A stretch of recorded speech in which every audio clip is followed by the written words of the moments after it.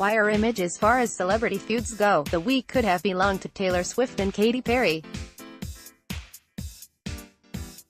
After all, on the opening night of Swift's Reputation tour, her first round-the-world jaunt in 3 years, the "Swish Swish" singer sent over a literal olive branch to call an end to their 5-year feud, a symbolic mea culpa Swift accepted readily, and publicly, on her Instagram feed. But then one crafty internet user spliced together video of Britney Spears and Christina Aguilera's respective appearances on Carpool Karaoke, James Corden's wildly successful segment on his series The Late Late Show. As fans watched Aguilera riff and Spears grimace, they were instantly transported back to the early aughts. Before there was Taylor and Katy, or Nicki Minaj and Cardi B, or, really, any two female musicians of the same genre and relatively similar sound, there was Britney and Christina. Like Madonna at the edge of the 2003 MTV Video Music Awards stage faced with two brides, for years, fans have been asked to choose which Mickey Mouse Club bride pop star they preferred. As a result, the Kentwood, Louisiana-bred Baptist, 36, and the 37-year-old New York City-born powerhouse with the impressive vocal range were sent to their respective corners, assigned an image. A 1999 Guardian article declared Aguilera has a naughtier image than Britney's corn-fed, Midwest, wholesome look, and forced to compete for attention and album sales. So, really, it's hard to fault them for trading a few potshots along the way. Jeff Kravitz, film Magic Aguilera has hinted the tweens first faced off over fellow Mouseketeer Justin Timberlake, who Spears would go on to date for 3 years. Even back then, he had swag, she admitted to Corden during her April 23 appearance.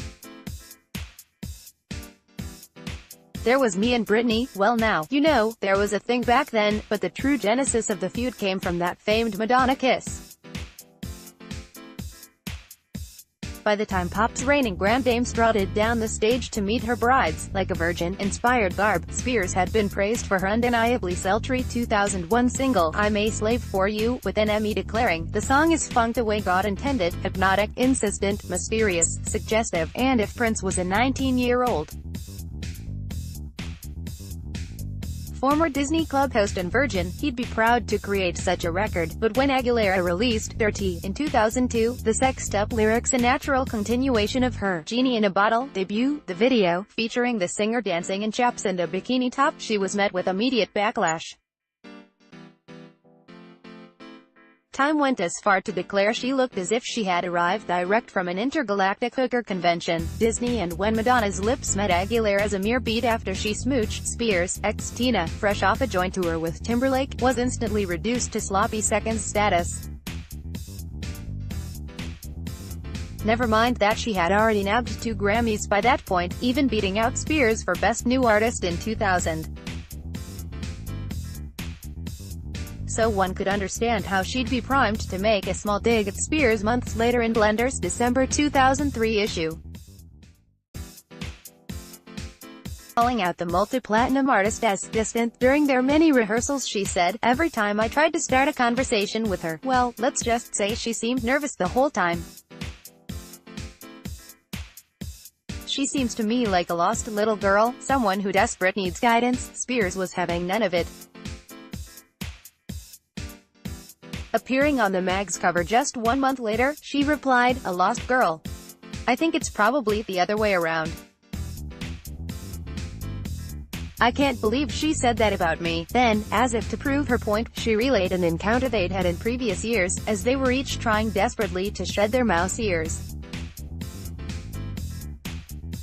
She comes up to me in a club in front of all these people and tries to put her tongue down my throat, she claimed. I say, it's good to see you, and she goes, well, you're not being real with me. I was like, well, Christina, what's your definition of real? Going up to girls and kissing them after you haven't seen them for 2 years. Getty Images. The way Spears saw it, though, being called inauthentic in a club setting was one thing. Aguilera's insinuation she was struggling to find her way in the music business was the final gauntlet. When someone has been rude to you so many times, it's like, you know what, Christina, I'm really not about the fake anymore. Suddenly the rivalry wasn't just about perception, there were actual, tangible insults to examine. And the back and forth gave reporters even more reason to inquire about the pop starlet's relationship, and they didn't fail to deliver. Kevin Mazur, Wire Image. Speaking to Us Weekly in 2004, Aguilera slammed Spears for proposing to backup dancer Kevin Federline and buying her own engagement ring, saying of the 5-carat rock, "It looks like she got it at QVC." Asked her thoughts on the upcoming nuptials, she sniffed, "I know Britney. She's not trailer trash, but she sure acts that way." Aguilera later explained away her harsh words, saying they came from a weird place of being pitted up against her former friend. "When we both started releasing records, it was a funny time for me," she told the Daily Mail in 2008. "It must have seemed as if we were competing with each other, but, in reality, Britney is someone that I used to hold hands with. We were silly little girls together on the Mickey Mouse Club. What a journey it has been for both of us." At that point, though, their paths had split. Aguilera revealed she had sent Spears a basket full of presents when she gave birth to first son Sean in September 2005, right around the time the Toxic singer posted on her blog saying she would love to be close with Christina again. Despite the platitudes, though, the duo weren't exactly braiding each other's extensions. While Aguilera remarked she wished Spears the best, noting of her recent troubles, including a messy divorce and custody battle with Federline and a subsequent 2007 stay at Promises Malibu Treatment Center. "I don't pass any judgment on what she does. The two weren't what you'd call friendly. There have been so many stories about the two of us not getting on," she said. "To keep closely in touch with one another, and it's obvious how our lives have taken on two different directions." Jason Merritt, Getty Images. Within just a few years, though, they would converge once more. Spears' much-anticipated 2012 debut on the reality competition X Factor was slated to air just 2 days after Aguilera would return for her third season on The Voice. Naturally, comparisons emerged. They grew even more frenzied when Voice execs announced they'd be running a special edition of their hit on September 12, the night of Spears' coming out party. In a likely effort to drum up ratings, show architect Simon Cowell told TMZ his star wasn't going to appreciate the fact that Christina, who has been a bit of a rival, isn't allowing Britney to have a night of her own, but this time, neither singer took the bait. A shrewd Aguilera instead insisted she was delighted to welcome Spears to the world of judging pop hopefuls. "I don't know what advice she's going to offer specifically, but I know she's a pro," she said during a press conference. "I think she's going to give great advice." Greg Gain, NBC. Nor did Spears react 3 years later when Aguilera delivered a spot-on impression of her singing Three Little Pigs to the tune of her single, Oops, I Did It Again, on The Tonight Show.